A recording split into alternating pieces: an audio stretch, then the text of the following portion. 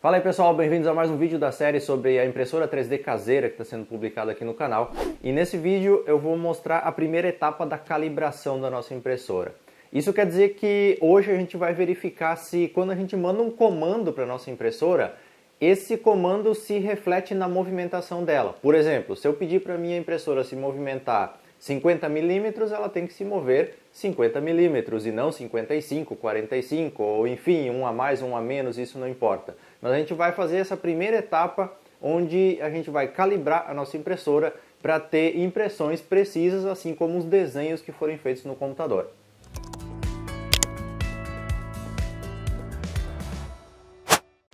Bom, para fazer essa primeira etapa eu vou usar uma régua para fazer algumas medições, eu vou usar também um esquadro que eu já usei na construção, eu vou usar aqui uma caneta de retroprojetor, pode ser uma caneta convencional, e fita crepe que você pode substituir por um pedaço de papel fixo na base de impressão. Isso você pode adaptar tudo, você primeiro vai ver eu executando os procedimentos, e daí você pode adaptar isso dentro da sua realidade com as ferramentas que você tem. Eu poderia conectar o meu computador aqui e enviar os comandos do computador direto para a impressora, mas como eu já estou com o painel instalado, configurado aqui, eu já mostrei isso nos outros vídeos, eu vou fazer toda essa calibração usando só o painel LCD da impressora, não vou conectar o meu computador aqui. Se você quiser fazer pelo computador, é só você seguir a mesma lógica e fazer isso pelo computador, fica a critério de cada um. O que importa é que você confira as medidas da movimentação da sua impressora de forma adequada para você deixar ela o mais precisa possível.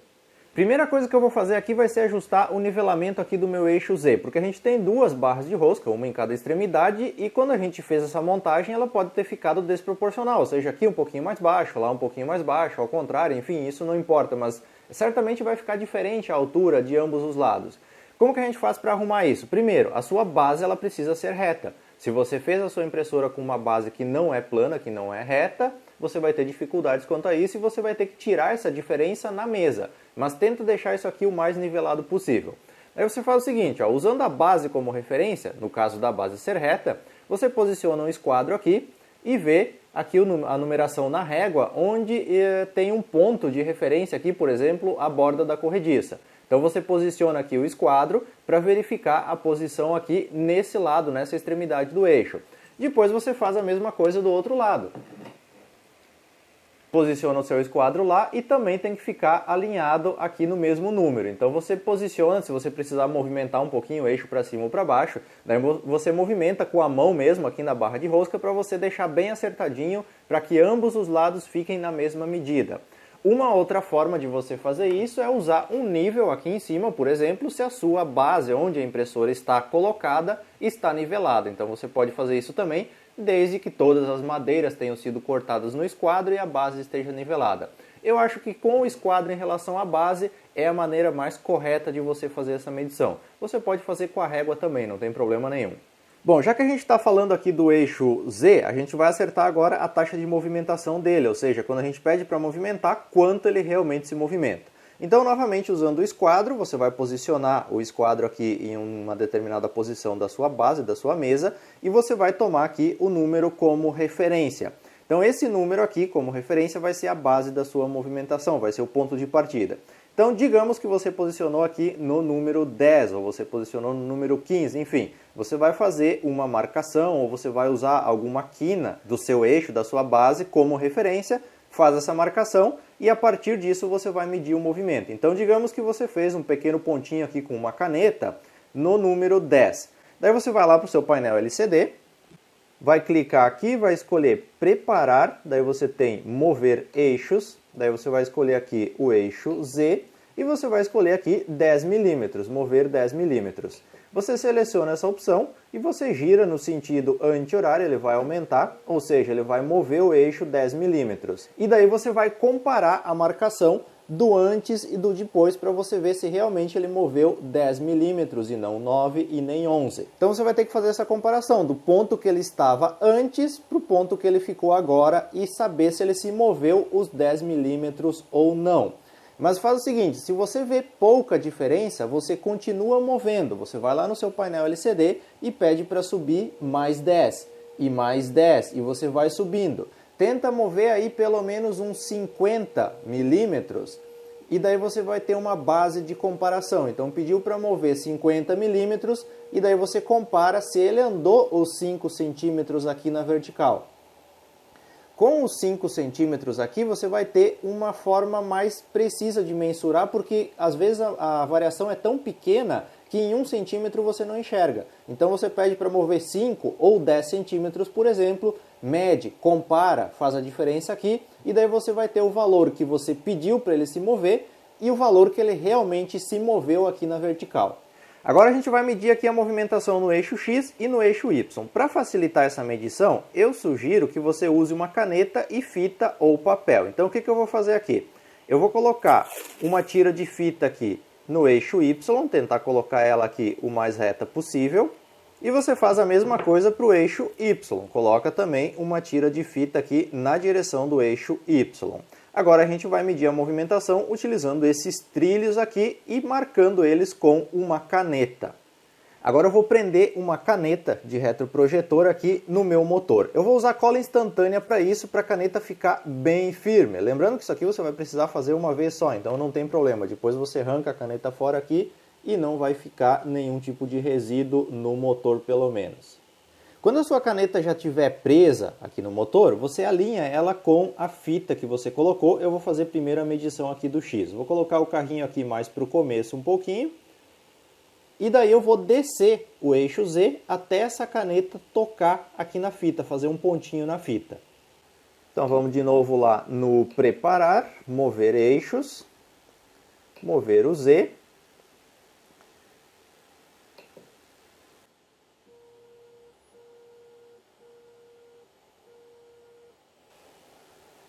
Quando já estiver chegando próximo, você tem que ir de 1 em 1 milímetro para você não estragar a caneta, não amassar a ponta dela, por exemplo. Então você vai aproximando até ela tocar na fita. Quando ela tocou na fita, que ela fez o pontinho aqui, você já levanta o eixo de volta. Então ficou um pequeno ponto, uma pequena marcação aqui na fita. O que eu vou fazer agora? Eu vou pedir para mover o meu eixo X naquela direção. Então eu vou pedir para mover o X e daí eu vou comparar o ponto inicial com o ponto final. Agora que meu Z está ok, eu vou voltar aqui no mover eixo, vou escolher o eixo X, vou escolher aqui 10 milímetros e eu vou mover o eixo então para mais. Pedi para mover 100 milímetros no X, agora eu volto lá no Z, na movimentação do eixo Z, e baixo ele de novo até fazer um outro ponto lá na fita. Feito o ponto na fita, eu tenho o ponto inicial e o ponto final para fazer a medição e a comparação. Agora eu vou fazer a mesma coisa para o eixo Y.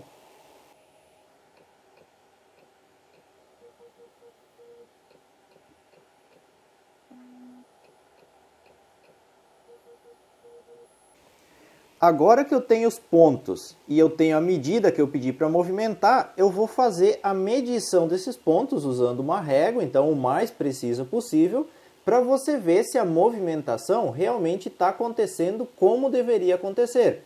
Ou seja, se quando você pediu para mover os 10 centímetros, ele moveu 10, ou moveu mais, ou moveu menos. Então você vai fazer essa medição para ambos os eixos. Para calibrar a extrusora, você vai fazer assim, ó, você vai posicionar aqui uma régua no seu filamento, vai deixar ele bem esticadinho, bem reto, e você vai fazer uma marcação em um dos números aqui dos 5 primeiros centímetros. Eu aconselho fazer no 4 ou no 5, então você faz um risquinho de caneta aqui.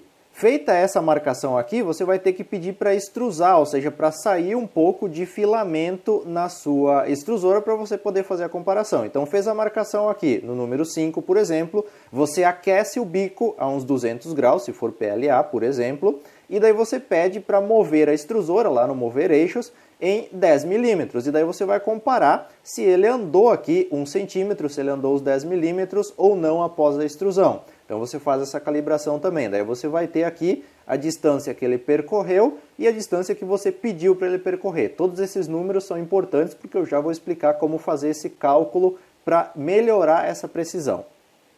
Bom, pessoal, feitas todas essas medições que eu acabei de mostrar para vocês, você vai precisar anotar esses valores, logicamente, e fazer cálculos caso o valor que você atingiu não seja o valor que você pediu para a máquina se mover. Então, por exemplo, se você pediu para mover 50 milímetros numa direção e ela moveu 51, ela moveu 49, então você vai precisar fazer um cálculo e adaptar os steps lá do nosso firmware, do Marlin, que eu mostrei como configurar na aula passada. A fórmula para você fazer o cálculo é a seguinte, ó. Você vai pegar o valor que você queria atingir de movimentação. Então, por exemplo, se você queria atingir 50 milímetros, você vai pegar 50, que é o valor que você queria atingir, e vai dividir pelo valor que você realmente atingiu. Então, por exemplo, se deu 51, você divide 50 por 51. Se deu 49, você divide 50 por 49. Então você pega o valor que você queria atingir dividido pelo valor que realmente se atingiu de movimentação. Esse resultado você multiplica pela quantidade de passos por milímetro do seu eixo.